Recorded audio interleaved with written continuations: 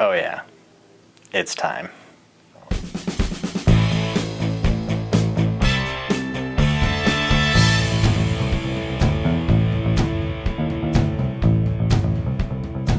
As always, I am your host, Blake Hatfield of USU Junkies, and this week we take a look at the Cougars of BYU.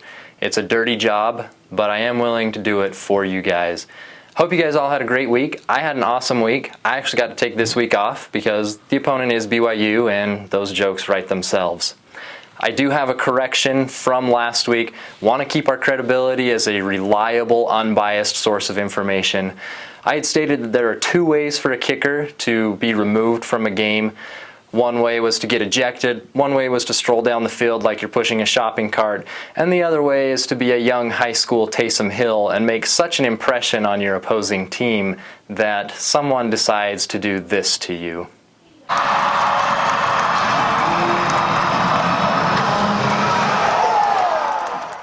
Now I should note we do not condone cheap shots.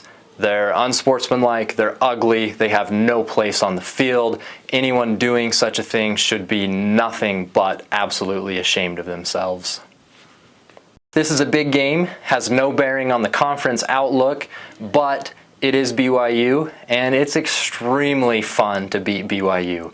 I mean, just ask Utah. They celebrated the victory 3 times last year. They had so much fun.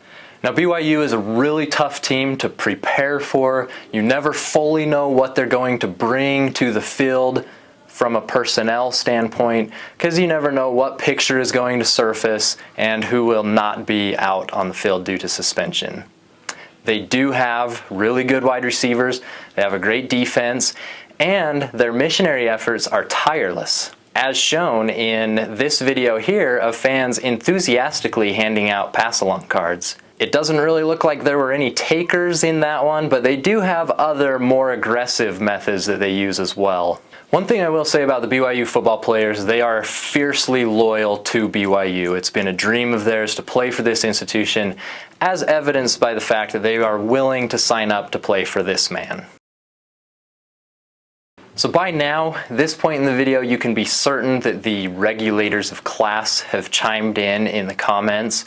The over-under for comments relating to class or lack thereof has been set at 50. I myself am taking the over. If you want to do squares or bingo or something like that as well, some words to be on the lookout for are we're not really rivals, amateur, dairy utes, couldn't get into BYU, little dog syndrome, little brother, Lavelle Edwards. And then if you're going the bingo route, the free space is just any demonstration of that famous BYU logic.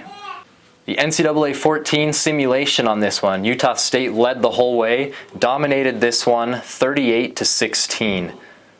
Offensive player of the game in this one was Chucky Keaton, 349 yards and 3 touchdowns. Defensive player of the game, Zach Vigil, 5 tackles, tackle for a loss, a sack, 2 interceptions. One of them returned 34 yards for a touchdown.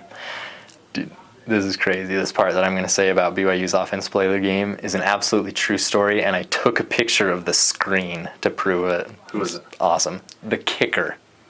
3 for 3 field goals, long of a whopping 24, 1 for 1 extra points. Those are his stats. Good enough for offensive player of the game for them. How that performance surpassed Taysom Hill's 44% completion percentage with 3 interceptions, I will never understand, but they gave it to the kicker. Now, something to understand, the artificial intelligence on NCAA 14 actually does take into account the fact that it is a rival game. One thing that it comes up short on, though, it does not take into account the power of prayer.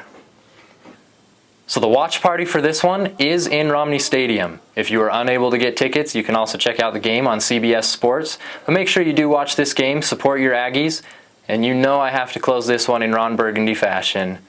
For all of us here at the Front Row Network, I'm Blake Hatfield. You stay classy, Aggie Nation.